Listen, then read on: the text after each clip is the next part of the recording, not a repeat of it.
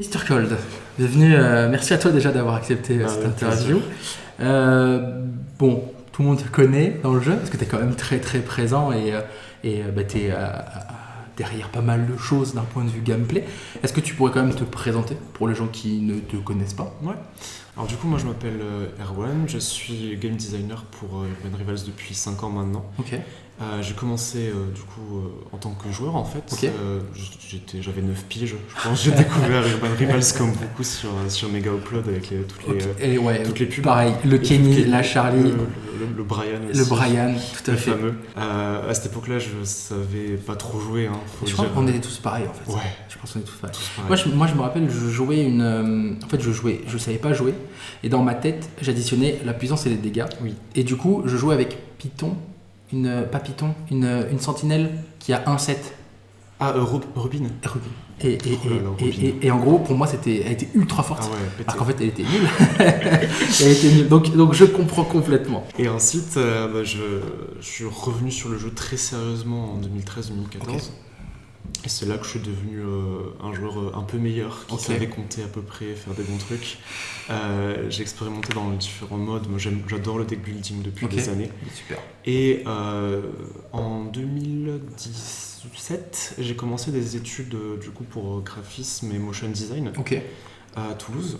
Et en deuxième année, il y avait la possibilité de faire un stage. Moi, j'étais très chaud pour en faire un. Et je me suis demandé, mais tiens, Urban Rivals, ce serait trop cool de bosser pour eux. Ils sont où ? Ils sont à Carcassonne.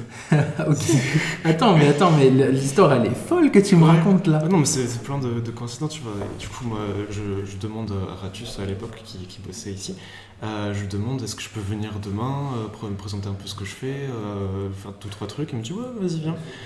Et du coup, j'arrive.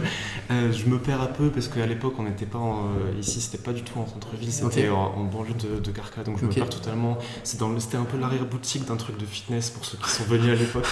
Et du coup, moi, j'étais complètement paumé. J'arrive là, je fais la connaissance de tout le monde, super sympathique et tout. C'est sûr que tu étais déjà joueur, toi, donc tu connaissais tout le monde de pseudo au moins. Je connaissais les pseudos, mais je connaissais pas de visu les gens. Et moi, je les ai rencontrés comme ça et c'était super contact et tout. Et je suis vraiment arrivé au bon moment parce qu'à cette époque-là, c'était carte blanche pour avoir plein d'expérimentations et plein de choses. Et j'ai commencé le stage rapidement. Et après mon stage, du coup, je suis devenu freelance en game design. Et c'est ce que je suis maintenant depuis 5 ans. Voilà.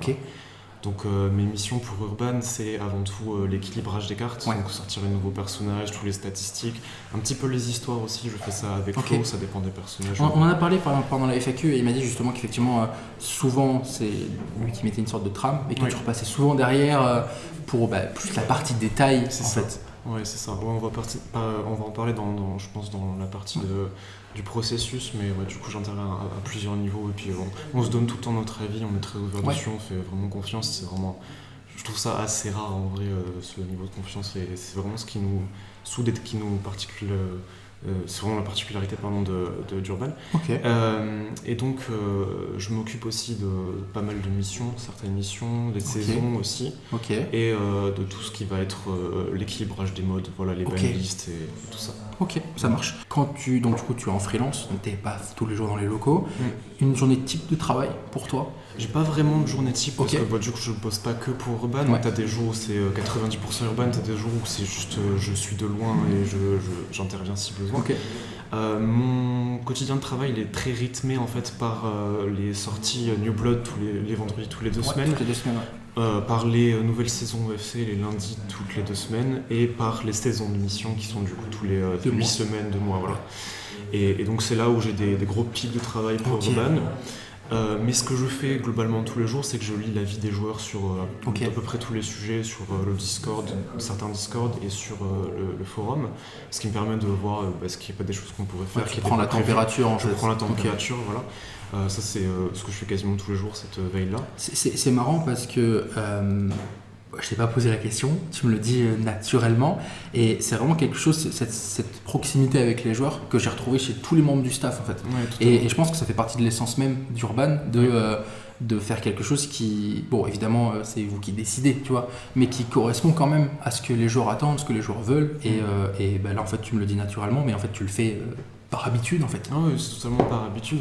Les joueurs comptent énormément la fidélité de tous les fans d'Urban. C'est ce qui fait que Urban a pu survivre à travers toutes ces époques, là où plein d'autres jeux se sont totalement effondrés. J'en parlais avec Saga dans une interview, dans son interview dans la FAQ, je sais plus, mais des jeux qui datent d'aussi longtemps, que autant de personnes, quand tu leur parles d'Urban, ils te disent ah ouais putain j'ai joué quand j'étais gosse, qui existe encore aujourd'hui.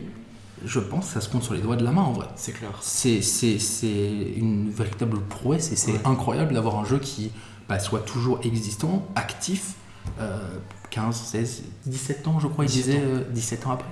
C'est assez dingue quoi.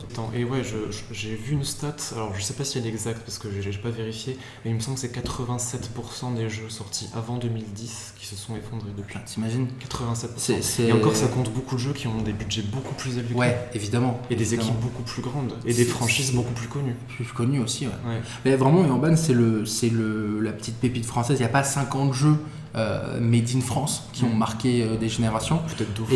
Exactement, je pensais à Dofus et Urban, j'en connais pas d'autres en fait. Je crois qu'il y en a 2-3 autres, mais franchement, ça se compte sur le tu vois, si t'es obligé d'y réfléchir, c'est déjà que techniquement ça t'a pas vraiment marqué quoi. Moi je jouais à Age of Mythology en ligne à l'époque. Aujourd'hui tu te connectes sur un serveur Age of Mythology, il n'y a personne.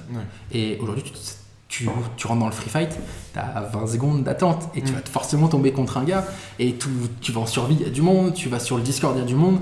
Le jeu il est actif en fait, il est clairement actif. Ok, en termes de création de cartes, du coup tu le disais plus ou moins juste avant, toi t'es derrière en fait la création des cartes, stats, équilibre et peut-être un peu histoire aussi du coup. Un peu histoire, ouais. Okay. Ça dépend, c'est surtout pour les personnages un peu spéciaux, donc tout ce qui va être personnages exclusifs, parfois Oculus où je m'occupe de leur biographie, voilà, ce genre de cartes là. Ok.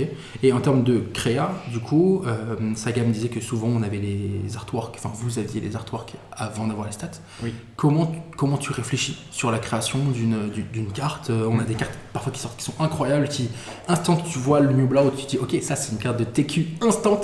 Il y a des cartes des fois elles sont un peu boudées au début et puis finalement elles trouvent leur place dans un deck. Comment tu réfléchis à tout ça? Comment tu trouves ces idées là en fait? On va prendre un exemple, vas-y dis-moi un clan au hasard. All-Star, parce que je kiffe les All-Star. Ok, ça marche. Donc supposons, je sais pas si c'est le cas, mais supposons que les All-Stars, il n'y a pas eu de 4 étoiles, de 5 étoiles, il n'y en a pas eu depuis très longtemps. C'est le cas. Je crois que c'est ça. C'est le cas. Je crois que ce sera une 5 étoiles la prochaine, donc on verra. Je sais le petit spoiler. Il y en aura quelques-uns de petits. Je sais plus exactement, on verra. Donc supposons qu'il y a une 5 étoiles qui manque. Donc ça veut dire que sur le planning, on a mis une 5 étoiles. Le planning, il est fait 6 mois, 1 an à l'avance, le planning est sorti. Ensuite, à partir de ça, Flo crée, à partir d'idées, des références, d'inspiration qui sont souvent géniales, donne un brief à un illustrateur, et au bout de plusieurs mois, il nous envoie des brouillons, puis la version finale. Donc à ce moment-là, j'ai le visu, il y a la bio qui est plus ou moins faite, ça dépend, et je connais l'état de la méta pour les All-Stars à ce moment-là. Oui, ok. Ça va être en fonction de l'état de la méta que je vais décider des stats finales. Donc en ce moment, les All-Stars, ils sont pétés en tournoi. Ouais, en TQ, ils sont très très forts. En EFC, ils sont forts, bien, tu vois, ils sont ok. En plus, ils ont eu leur Météora, donc complètement. D'ailleurs, j'ai remercié Célia parce que j'étais très content de voir que les premières Météora, il y avait une All-Star. Tu vois. Yes. Vraiment, je crois que peut-être à 10 jours d'intervalle, on a eu la Météora Marie. Waouh, c'est incroyable. C'était pas une coïncidence, vraiment, c'est le clan où on essaie d'avoir un clan par moment qui est vraiment mis en avant. Là, c'est un peu les Nightmares aussi. On a eu les Piranhas la saison d'avant, du coup, c'est ça? Ouais, les Piranhas ont eu leur moment de gloire, ils ont été meilleurs en survivre pendant un bon moment. Là, c'est plutôt les Nightmares, un petit peu les skills aussi avec Miss Démonique. Nightmare en survie, on a eu Effigie, on a eu le nouveau Colosse, et maintenant Malphas, on va pas y toucher pendant un moment. Le clan il est bon. Complètement, il est bon. Donc pour en revenir aux All-Stars et à notre 5 étoiles, vu qu'il y a déjà des bonnes cartes en tournoi et en EFC, on va se dire on va mettre une bonne carte pour le Survivor. Donc interdite en EFC et potentiellement interdite en tournoi aussi en fonction de ses stats. On voit qu'en Survivor, les All-Stars, ils ont un peu perdu de la vitesse. Ils étaient très très très forts à un moment, mais avec Roderick, Heather, avec Arrow, ce genre de cartes, Zlabal, etc. Donc là, on va pouvoir créer une grosse carte, une bonne stat. Pour relancer un peu la machine. Pour relancer la machine. Et ensuite, là, c'est là où je regarde l'illustration, la bio. Est-ce qu'il n'y aurait pas des inspirations à piocher pour faire des trucs cohérents? Avec. Et du coup, là, on peut se dire, supposons que ce soit une All-Stars qui soit genre bien bourrine, bien physique, sur de la boxe ou des trucs comme ça. Je mets des stats de gros cogneurs, du 8-8, tu vois. Ok. Et on peut aller voir des pouvoirs qui n'ont pas été mis. Ou qui sont représentés peut-être dans le jeu à ce moment-là. Voilà. Ok. Ou des pouvoirs qui sont un peu nouveaux, genre là on a mis en valeur le perfect il n'y a pas longtemps, le versus on n'a pas tout à fait fini de le mettre dans tous les clans, donc il faut qu'on continue ça. Du coup, faire avec ce qu'on a actuellement et ce qu'il n'y a pas chez les All-Stars, ce qui pourrait les aider. Ouais. Par exemple, on voit que les All-Stars ont quand même un peu de mal face aux skills parce que tu as Heather avec son stop pouvoir qui prend pas grand chose. Du coup, il faudrait éventuellement leur mettre une annule modif puissance et dégâts. Une Ymira like chez les All-Stars, tu vois. Donc ça donnerait ce genre de truc. Ensuite, à partir de ça, il y a une phase un peu de comparaison avec ce qu'il y a actuellement. On va se demander, s'il y a cette carte qui sort, est-ce que je la joue plutôt que telle autre ? Est-ce que ça peut avoir creep telle autre ? Ou est-ce que non, ça va, c'est balanced ? Et du coup, ça veut aussi dire que tu fais ton choix de... quand tu sors, des fois on voit sous les commentaires de nouvelles cartes, ok, ça c'est la nouvelle robe par exemple, tu vois, ou c'est la nouvelle je sais pas quoi. Tu sais que des fois que quand tu crées une carte, elle va remplacer une autre carte qui est déjà jouée. Voilà. Donc l'idée c'est de faire le moins possible de remplacement possible. D'accord. On va en parler pour tu avais une question sur Power Creep, on va en parler. Tout à fait. L'idée c'est d'avoir différentes options, des side grades, ce qu'on appelle, c'est-à-dire des cartes qui sont à peu près au même niveau mais qui vont correspondre à des situations différentes. D'accord. Par exemple, prenons l'exemple des Nightmares. En Survivor, ils ont 3 bases différentes, on va dire. Tu as la base Colosse Effigie, donc faire plein de dégâts, survivre. Tu as une base qui est moins jouée, mais que j'ai testée il n'y a pas longtemps avec Enevia, la toxine, et Malphas. Donc tu peux tu faire fais un gros différentiel de vie. Un peu comme les Jungo Frix, quoi. Voilà, exactement. Et puis tu as des bases un peu plus Icar, stabilité, la 8-7 moins de puissance, ce genre de choses. Mais bon, tu peux mixer un peu tout ça, etc. Donc l'idée c'est de créer de la diversité avec tout un panel de cartes qui vont pas nécessairement remplacer les autres. C'est pas parce qu'on a créé Malphas que Effigie devient nul ou Deadly ou Incubus, tu vois. Carrément. Et d'ailleurs souvent tout est un peu joué ensemble. En fait. C'est ça. Et c'est pareil pour Rob. Rob est toujours un peu jouable, alors un peu moins parce que les joueurs ont tendance à préférer les cartes stables. Mais Léonite, il le remplace que en mono finalement. Si tu veux jouer Biclan avec un 5-3, Rob trop fort. Rob reste quand même une bonne très carte. solide en tout cas. Très solide. Alors forcément en ce moment tu vas plutôt jouer Saki, t'as des joueurs qui vont préférer Mulligan pour d'autres raisons. Bref, voilà. Mais oui, je comprends. Donc là, c'est cette phase de comparaison, puis ensuite une petite phase de test qui va servir à voir est-ce que la carte correspond à nos attentes, est-ce qu'elle paraît bien à jouer. Tu testes comment ? Alors il y a un site de dev du coup qui est parallèle au site, et j'ai des joueurs qui me servent de test, qui ont du coup le secret absolu. Ok, ça marche. Je suis très content de savoir ça. Je me suis dit, s'il faut, tu testes tout seul ou tu testes genre contre un bot. Et donc en fait, non, le fait de tester contre d'autres joueurs, c'est vraiment c'est un vrai retour en fait. Ouais, c'est ça. Ok, pour toute cette partie-là, c'est intéressant parce que certaines de tes réponses ont déjà répondu un peu aux autres questions. J'aimerais parler avec toi de la partie un peu stratégique d'Urban. Urban, c'est un jeu qui est très simple à comprendre. C'est des additions et des soustractions et des multiplications. À partir de là, moi j'en ai fait les frais et j'en fais toujours les frais. Tu as vraiment 2 jeux qui se créent. Tu as le jeu bluff pré-shot mais bof, tu vois, tu joues un peu aléatoirement, ce qui est souvent mon cas. Et même si j'essaye vraiment de progresser en UFC. Et à côté de ça, tu as le jeu ultra calculateur où moi je regardais le cash prize et il y a des fois où je comprenais pas ce qu'ils faisaient. Littéralement, je comprenais pas. J'avais beau me concentrer et essayer de comprendre le jeu et leur choix, etc. Et même avec tes explications, avec Minimacho qui expliquait il y a des moments où je me disais, mais en fait, s'il fait ça, c'est mieux. Et puis en fait, non, tu vois que 3 rounds d'après, en fait, ce move-là, il lui a permis d'économiser 2 pills et d'avoir fait les mêmes dommages. Comment tu expliques cet aussi grand panel, en fait, le fait que le jeu soit aussi accessible à énormément de gens et qu'en même temps le FC, qui est le format Elo le plus répandu, soit aussi élitiste en fait. Alors comme beaucoup de bons jeux, c'est simple à comprendre mais difficile à maîtriser, Urban. Et du coup, au niveau des règles, ça donne énormément de complexité, énormément de profondeur, puisque tu as une vision sur les 4 rondes, un petit peu comme dans l'échec, où tu peux calculer des coups à l'avance. Et c'est cette idée-là que représentent les joueurs UFC à haut niveau, c'est que tu vois dès le début, ils comptent le nombre de vies qu'ils vont perdre s'ils perdent telle ou telle ronde. Donc ils vont se dire, ma win condition, donc ma condition de victoire, c'est de passer telle carte contre telle autre. si telle carte me permet de bloquer celle-là, donc je dois la jouer, machin.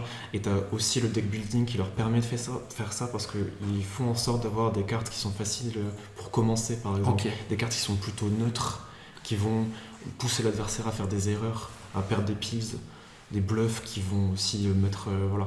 Et c'est quelque chose qui vient vraiment avec le temps pour les joueurs. Que ça passionne. Moi personnellement je suis un petit peu entre les deux où j'aime bien jouer à l'instinct, tu vois. Ouais, voilà, c'est ça. Moi je suis un joueur instinct. Ouais. Et c'est mauvais, on le sait, c'est mauvais. Je suis capable de calculer, mais j'aime bien jouer à l'instinct et je me retrouve des fois à faire des surpilsages pas possibles. Parce que moi à la base je suis un joueur tournoi. Plutôt, et survie un peu aussi, mais plutôt tournoi, donc j'ai l'habitude de jouer vite, j'ai l'habitude de gagner des rondes et j'ai l'habitude de jouer des decks, manipis, puissance, etc. pour en gagner un max possible. Ce qui fait que quand je me retrouve en EFC, souvent je me prends des holds bien méchants. Et ça, je me dis, c'est quand même beau. Le fait de présenter le cash prize, de voir encore une fois ces joueurs qui montrent leur talent. Phil, c'est quand même fou. Tu te dis, pour tous les joueurs qui pensent que Urban c'est beaucoup de la chance, comment ce gars arrive à gagner autant ? C'est impossible. Et pour le coup, j'en reviens à moi, et non pas l'idée de parler que de moi, mais c'est parce que j'ai pas d'autres exemples en fait, mais vraiment, je joue au jeu, et je joue quotidiennement au jeu, et j'ai essayé 50 deck build en EFC, et j'ai essayé de réfléchir par moi-même, j'ai essayé de regarder des vidéos de gars qui font du résultat, j'ai essayé de prendre un peu d'infos de joueurs qui font du résultat, et en fait des fois on me dit mais si tu mets ça sur ça dans le deck, c'est meilleur. Et des fois tu relis la carte 4 fois et tu comprends pas pourquoi. Parce que je pense que quand tu dépasses pas les 500, 600, 700 de FC, tu as des réflexions qui sont valables que pour au-dessus en fait. Et du coup ça crée une distorsion du jeu, et moi j'ai énormément de respect pour ces joueurs là qui sont aussi réguliers parce qu'en fait ils sont toujours bons, et il y a pas des fois tu as des sportifs par exemple, ils vont être bons 2 saisons et puis après pour X raisons ils sont moins bons et ils reviennent. Lui il est tout le temps bon, et c'est pas le seul, tu vois, genre il y a un petite poignée de joueurs là qui sont tout le temps extrêmement bons en jeu, et c'est là où on voit que c'est pas de la chance. Enfin, t'as une part de chance, parce que on en parlait en off tout à l'heure, mais les 50-50 c'est de la chance. Enfin, on peut considérer ça comme de la chance. Là où quand tu deck build tes 8 cartes de FC, tu as la réflexion sur les 80 decks potentiels que tu peux affronter, et du coup c'est récompensé par la connaissance du jeu en fait. C'est ça. Il peut y avoir de la chance à court terme sur un match ou sur 2 matchs. Absolument. Mais encore la chance elle est un peu forcée parce que tu as des joueurs qui font en sorte, ils jouent de manière un peu bête, et souvent ils se retrouvent avec des 50-50. Si tu joues 0 piles, 6 piles, 0 piles, 6 piles, souvent c'est 50-50.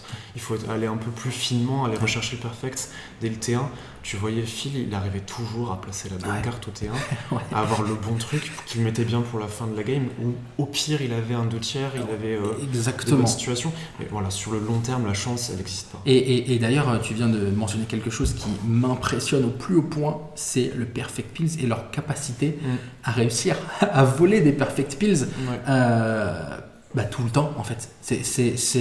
Et pourtant des fois ils ont 3 minutes de jeu, 3 minutes de réflexion, ça t'oblige à calculer 4 fois 4 cartes potentielles. C'est énorme, et pourtant ça passe quand même très souvent. Oui, c'est clair. C'est assez impressionnant. Merci pour ton retour sur ça. On va parler un peu du power creep des cartes. C'est une notion, pour ceux qui ne connaissent pas le terme power creep, c'est vraiment le fait que toutes les cartes sont toujours plus fortes que la précédente, etc. Tu en as déjà un petit peu parlé juste avant, mais comment vous faites pour réguler ça et qu'il n'y ait pas une carte archi broken qui arrive et qui fait que tout le monde joue Glibon, tu vois, pas, ce qui n'est pas le cas, mais admettons. Tu vois. Du coup, je considère qu'il n'y a pas beaucoup de power creep sur Urban. Je considère qu'effectivement, il y a plus de cartes fortes qui sortent qu'auparavant, qu'il y a 10 ans par exemple, mais c'est plutôt une remise à niveau, un rééquilibrage, parce que faut savoir que le jeu, à sa naissance et pendant des années, a été très déséquilibré, comme je te l'ai expliqué tout à l'heure. T'as des cartes d'un côté comme Jackie, Grax, et de l'autre des cartes à 1 de puissance, aucun pouvoir, des grosses merdes. Et forcément, ça a fait que pendant des années, des clans étaient plus forts que d'autres. Par exemple, les Larunta étaient considérés comme largement supérieurs aux Funky Clans pendant très très très longtemps. Les Uppers ont été joués pendant. Je me rappelle, en Elo, si tu croisais quasiment rien d'autre. Uppers, Montana, Sacrement Survivor, des fois Roots, mais ces clans-là ont dominé pendant des années. Et du coup, forcément, les meilleures cartes des autres clans étaient jouées avant tout par défaut, par dépit, tu vois. Et celles-là, forcément, elles se sont fait pouvoir creeper. Parce que nous, notre choix, ça a été de mettre tous les clans au même niveau. Donc, par exemple, en Survivor, ça s'est traduit à partir de 2016 par la création de cartes big, donc des grosses cartes qui sont au niveau de Jackie et de Grax, comme Ymira et tout ce qui a suivi, qui font que aujourd'hui tous les clans sont jouables en Survivor. Mais ces cartes-là sont pas plus fortes que Jackie ou Krax, qui restent jouables aujourd'hui. Alors peut-être un peu moins parce qu'elles ont de la concurrence, etc.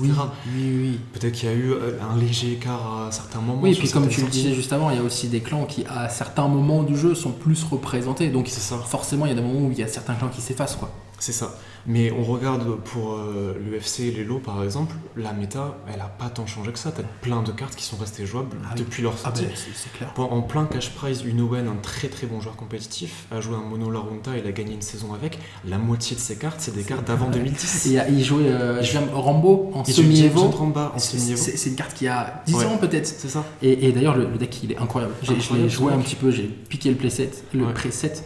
Et bon, il y a sûrement des réflexions qui sont pas bonnes de mon côté, mais il y a trop de situations où tu peux parfois écho 2 tours, voire parfois même 3 tours, et gagner juste sur la dernière carte en fait. Ouais, c'est clair. Et c'est monstrueux. Effectivement, ça explique aussi le fait que il y a du power creep sur certaines très mauvaises cartes en fait, mais que toutes les autres cartes, en fonction de ce qui sort, peuvent continuer à être jouées en fait. C'est ça. Et ça, c'est super intéressant. Notre but, justement, c'est de faire en sorte que les vieilles cartes restent. On voit que la communauté d'Urban, c'est quand même une communauté assez conservatrice. Puis nostalgie de fou. Les anciennes cartes, la nostalgie. Et on respecte cette nostalgie. On fait en sorte que les vieilles cartes, elles restent jouables. C'est pour ça aussi que des fois, on crée des petits bonus de points AFC pour les cartes comme Ramba, qu'on crée des semi-évo pour Blaster qui a un peu perdu la vitesse, tu vois. Mais on respecte vraiment ça. Mais pourtant, t'as plein de cartes, des Shifu, des Brian, des Eugène, des Murray, Oxen, Léviathan. Méthane pendant le cash prize. Pendant le cash prize, le format, il y a plein de cartes de plein d'époques différentes. T'as quand même plein de vieilles cartes qui sont été tout le temps jouées et tout le temps gagnées avec. Et du coup, voilà, je sais que malgré ça, il y a quand même des joueurs, par nostalgie, qui vont considérer que quand même il y a du power creep. Mais pour ces joueurs-là, je les invite quand même à regarder d'autres jeux de cartes, genre Pokémon. En 1999, c'était 120 PV le max. Aujourd'hui, c'est 340. Nous, on n'est pas passé de 8 de puissance à 24, tu vois. On ne crée pas des 24, 22, c'est au pouvoir et bonus. C'est sûr. Et du coup, on respecte vraiment ça. Et c'est aussi pour ça que, moi, tant que je bosse pour Urban, il n'y aura pas de carte à 10 de puissance ou de dégâts de base. Parce que ce serait une façon bête de pouvoir creeper. On est passé à 9, mais c'est surtout pour créer plus de diversité, en fait. Des cartes qui puissent être un peu plus stables et avoir des pouvoirs un peu moins forts que les cartes qui ont 8 de puissance ou de dégâts. Donc voilà pour le power. Concernant la banlist et son fonctionnement, donc banlist en fait c'est principalement pour TQ et pour l'UFC, il n'y a pas de banlist en survie. Il n'y a pas de banlist en survie. J'ai eu un vague doute, mais non. Et en même temps, de toute façon, la survie, c'est un pool de 10 cartes et non 8. Donc en fait, rien que ça, déjà, c'est une sorte de banlist. En fait, c'est un mode libre. Exactement, comme le free fight, sauf que tu dois quand même gagner. Est-ce que tu peux nous parler un petit peu de comment tu réfléchis sur une banlist et comment tu l'appliques aussi dans le temps? Alors, une banlist, c'est une forme de curseur qu'on met sur les cartes qu'on autorise ou pas. Donc, la banlist en EFC et en TQ, elle est totalement différente. Parce qu'en TQ, le but, c'est de préserver l'identité du mode. L'identité du mode, c'est un mode rapide. Un mode où il faut jouer vite, il faut jouer fort, il faut prendre des risques. On veut vraiment mettre en avant la prise de risque. C'est pour ça aussi qu'on a un système de points qui récompense davantage si tu joues des petits decks. Et pas juste si tu gagnes. Donc ceux qui bourrinent des gros decks, vous étonnez pas que vous gagnez pas beaucoup. Le TQ, c'est de la prise de risque, c'est pas fait pour ça. Il y a d'autres modes pour ça. De toute façon, aujourd'hui, la stat elle est peut-être un peu vieille, mais je crois qu'il y a quelques temps, la moyenne d'étoiles des meilleurs decks, c'était 15 étoiles. Je crois que c'est ça. Oui, alors c'est peut-être entre 15 et 20 à beaucoup de decks. Voilà. Et sachant que la limite est à 35. 32. Et on pense d'ailleurs à la mettre à 40 parce qu'on se dit finalement aujourd'hui les petits decks ils sont plutôt compétitifs. De toute façon c'est clair. Donc, j'ai joué il n'y a pas si longtemps que ça un All-Star 15 étoiles qui poutrait des énormes decks en fait. Ça poutre des énormes decks et c'est vraiment le but, c'est ce plaisir là de poutrer des decks meilleurs que toi. Profiter des effets de la riposte, des effets de plus petites cartes qui sont plus fortes. Et c'est aussi récompenser le joueur en fait finalement. Récompenser le joueur et les prises de risque et le fait de gagner plein de rondes. Donc voilà. Donc la banlist tournoi elle est pensée pour ça. Donc on va bannir spécifiquement des réducteurs de dégâts qui pourtant payent pas de mine, tu vois. Mais peuvent être très chiants. Des cartes qui vont plier le match à elles seules, des grosses 5 étoiles pour privilégier des 2 étoiles et 3 étoiles, voire même des 1 étoile. Et du coup ça c'est la banlist tournoi. Et elle évolue plus lentement parce que globalement il y a moins de sorties tournoi. Il y a moins besoin de la mettre voilà. Et on pense aussi qu'il y a plus de... il y a des joueurs qui innovent davantage parce qu'il y a énormément de deck building différents possibles avec les 1 étoile. Il y a de plus en plus de 1 étoile totalement jouables qui sortent et du coup ça change un peu ce deck build là sans que la 1 étoile ça soit une menace pour une 5 étoiles, tu vois. C'est ça. L'idée c'est que là, une étoile, elle peut battre la 5 étoiles à pieds égales dans pas mal de cas, mais elle fera tellement peu de dégâts que si tu te débrouilles bien, tu passes à travers. D'où le fait qu'il y ait des gens qui jouent 8 étoiles, c'est ça. En ne cherchant, notamment les sentinelles, en ne cherchant qu'à gagner les 4 roues en fait. Tout à fait. Ouais. C'est des stratégies qu'on veut vraiment mettre en valeur parce que c'est l'identité du tournoi et on trouve ça nulle part ailleurs et ça serait trop bête de le perdre. Je suis entièrement d'accord. Et du coup, pour l'UFC, c'est différent parce que nous, on doit faire en sorte de garder l'aspect compétitif et stratégique. Oui. Donc, c'est-à-dire que toutes les cartes qui sont considérées comme random, aléatoires, donc qui ont des pouvoirs un peu trop gros, qui sont un peu trop polarisés, c'est-à-dire qu'elles vont perdre des match-ups très très fortement contre certaines cartes, mais en gagner très fortement contre d'autres.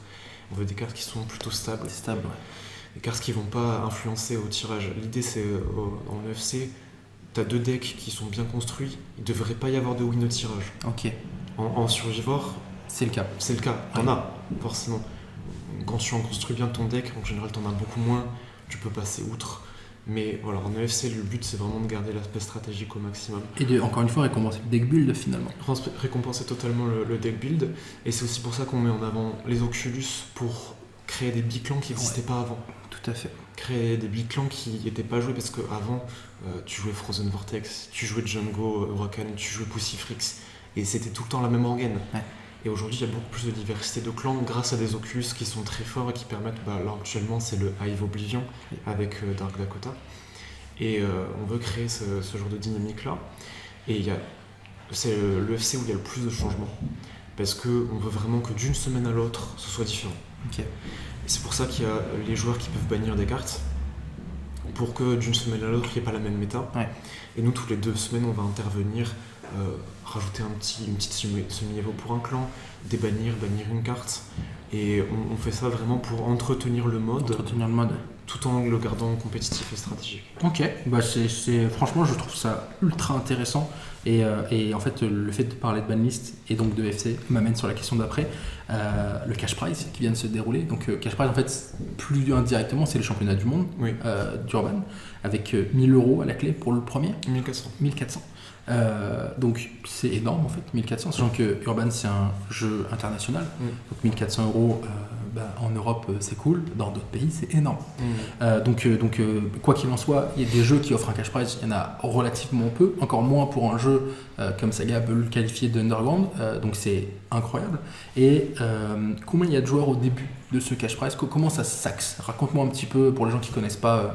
Comment fonctionne le cash prize? Le cash prize, il est ouvert à tout le monde au départ. Donc le but, c'est de scorer des points en UFC en finissant dans le top 20 de chaque saison.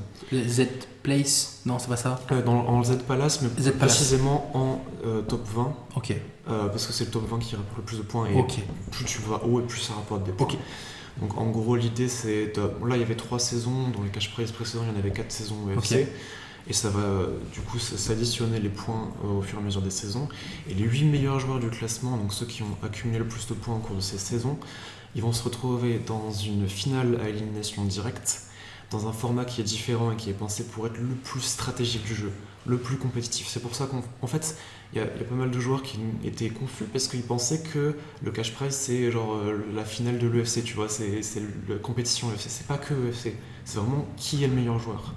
Et pour voir qui est le meilleur joueur, il faut à la fois voir qui est le meilleur joueur contre tout le monde et qui est le meilleur joueur dans une compétition 1v1. Et dans une compétition 1v1, il faut un format spécifique, un format qui est le moins aléatoire possible, qui récompense le plus les perfect pills, qui a vraiment une stabilité énorme. Et c'est pour ça qu'on a fait un format qui est cuisiné aux petits oignons pour ça, avec l'aval des meilleurs joueurs, avec leur consentement et tout. Enfin, on pense aussi pour eux.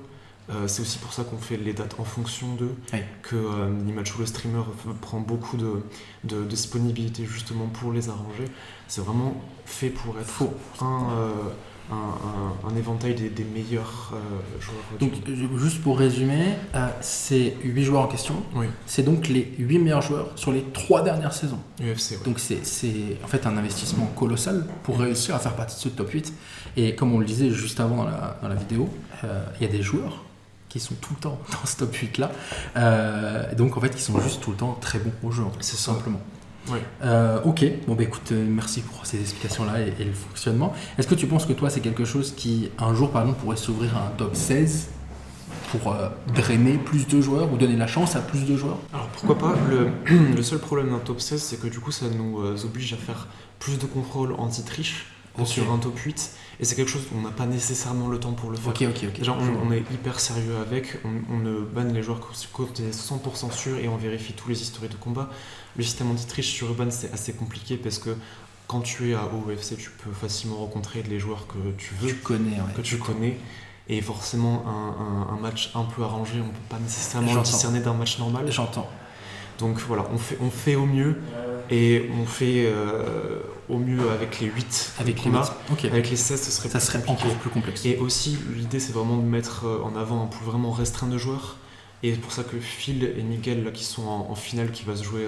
Donc là, c'est le mercredi, je sais pas quand sortira la vidéo. Je sais pas non plus exactement. Mais bon, voilà, elle aura probablement eu lieu déjà, mais Phil, du coup, qui a la chance de gagner plusieurs salaires chez lui, en fait, en Ukraine.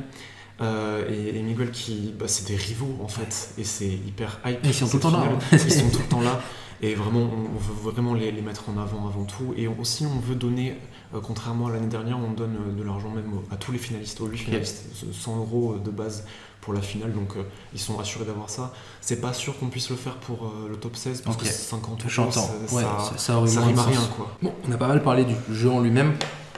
Moi, il y a une chose que j'adore dans Urban, c'est la partie lore. Toi, tu as beaucoup parlé du fait que tu travaillais sur ça, etc. Moi, je veux savoir si on va avoir le retour des histoires. Genre, j'ai noté le journal de Vreyer, Piller, l'appel du général, ce genre de choses. Moi, je kiffe trop, vraiment. Et ça m'arrive même des fois de remonter pour trouver des anciennes histoires, parce que c'est pas des histoires qui sont présentes sur les lores directs. Et en fait, on les trouve qu'ici. Et c'est une mine d'infos sur les personnages, etc. Est-ce que ça, c'est quelque chose qui va revenir? Alors, en fait, on réfléchit à un truc, le lore, il faudrait qu'il soit plus affiché sur les biographies des cartes. Tu vois, par exemple, il y avait l'idée de mettre les passages collecteurs et mythiques directement sur la bio, etc. Même si c'est un gros travail, donc je sais pas quand ça sera fait. Je pense aussi qu'on pourrait mettre certains trucs dans la timeline, directement. Et pour ce qui est des petites histoires, là c'était surtout un test pour voir ce que ça allait donner. On a vu pas mal d'engouement pour le c'était terrible, très content. C'était vraiment trop bien. Je pense pas qu'on le refera exactement de la même façon. Je pense qu'on le refera plutôt de la façon que ça a été pour le journal de Mélodie des Révélations. Parce que on est sur un jeu vidéo, donc qui dit jeu vidéo dit interactivité. Donc des histoires où tu lis passivement, ça intéresse pas forcément tout le monde. Alors que les histoires où c'est une petite chasse au trésor, où tu dois résoudre des énigmes, où tu dois être très attentif sur des trucs, où c'est une mission qui est affichée pour tout le monde, ça c'est beaucoup plus hype, avec des récompenses à la clé en plus. Et alors, excuse-moi, je te coupe, mais là on a des missions, c'est pas saisonnière, c'est l'autre Adventure, je crois que c'est Adventure, et souvent ces missions Adventure, elles te donnent un texte. Est-ce que ça fait partie de ça, justement? Oui, totalement. Alors là, du coup, le texte qui va être donné dans cette saison de mission, il te donne une énorme révélation sur un futur très proche. Et du coup, il faut faire toutes les missions pour avoir tout le texte. Et tu as des joueurs qui suivent ça avec attention. Ah mais moi, la saison dernière, c'était un passage de la Bible.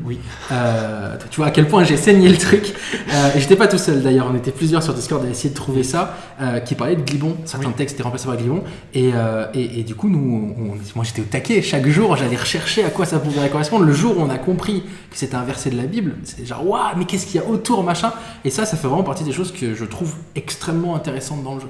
Et qui sont pas du jeu en lui-même en fait, mais qui font partie de la magie d'Urban en fait. Alors du coup le passage du gospel de la Bible, du sacro gospel de Glibon, c'est vraiment juste un easter egg sans conséquence. Mais là pour cette saison par contre c'est beaucoup plus important. C'est vraiment une grosse révélation qui est en fin de saison pour ceux qui auront découvert toutes les missions.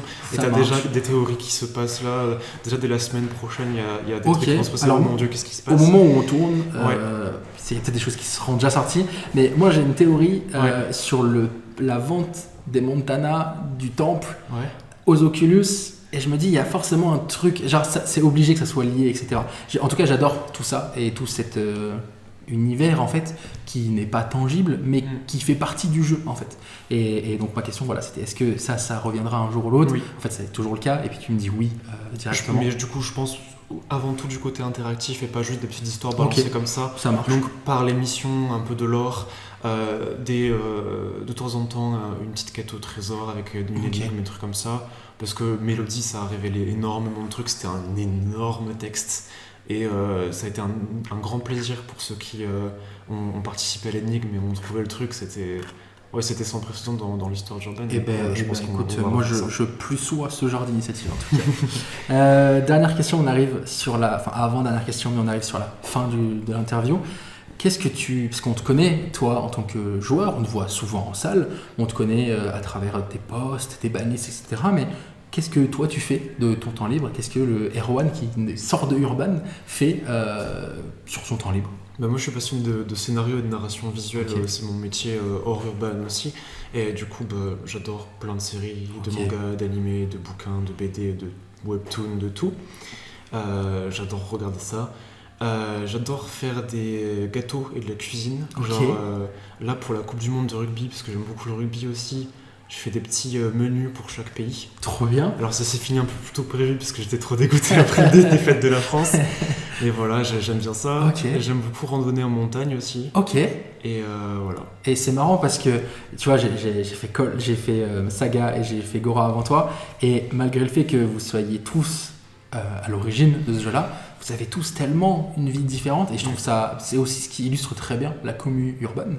C'est que tout le monde est différent en fait. Et pour autant, on joue tous au même jeu. Et une fois qu'on est derrière nos 4 cartes, en fait, il n'y a plus rien qui nous différencie. C'est clair. Tout simplement. Dernière question. Alors, pour Gora et Saga, je leur ai interdit de répondre à l'administrateur. Toi, du coup, je vais t'interdire Tyrese parce que c'est trop simple. Si tu devais choisir qu'une seule carte. De toute façon, c'est pas Tyrese. Ça serait pas Tyrese, ok. Pas Tyrese. Alors, j'ai Shotgun Tyrese parce que c'était ton image. C'est peut-être même toujours ton image. C'est toujours mon image. C'est toujours le. Mais ok, tu vois, j'ai mal shoot. Ouais, j'aime beaucoup Tyrese, évidemment. C'est une mascotte qu'on a eu pour le jeu, mais mon perso préféré, c'est Enigma. Ok. Parce que je considère que c'est un aboutissement énorme en termes d'esprit d'équipe. On a tous travaillé sur cette carte. Et je considère vraiment qu'il y a eu un avant Enigma et un après Enigma au niveau des cartes exclusives. Il y a aussi un avant-après le clan aussi, mine de rien. Ah oui, c'est clair. Déjà, c'est un chef de clan. Perso ultra badass, ultra charismatique. C'était la première carte avec 3 pouvoirs différents. Oui. La première carte juste avec des pouvoirs différents. C'est une carte qui a tout cassé en termes de code graphique. Chaque illustration est différente, c'est une putain d'œuvre d'art. Elle est très très belle. Elle est magnifique. Pour moi, c'est encore ma God Tale préférée, malgré tout ce qu'il a sorti après. Et c'était vraiment l'une des premières God Tale, donc ça a quand même mis la barre pour le reste. Et je trouve que c'était l'une des premières God Tale. Oui. Après Griffon mort, je crois. Oui, Griffon mort qui a un banger également. Ouais. Et du coup, je considère que c'est l'une des cartes les plus abouties en termes de cohérence entre le lore, les stats, la place dans son clan, et vraiment c'est ma carte préférée et je pense qu'elle restera. Et écoute, j'aurais pas réussi à shot une seule carte de tout le monde, mais c'est aussi très cool. Merci beaucoup à toi pour cette interview et puis écoute, on se retrouve très bientôt sur le jeu, quoi qu'il en soit.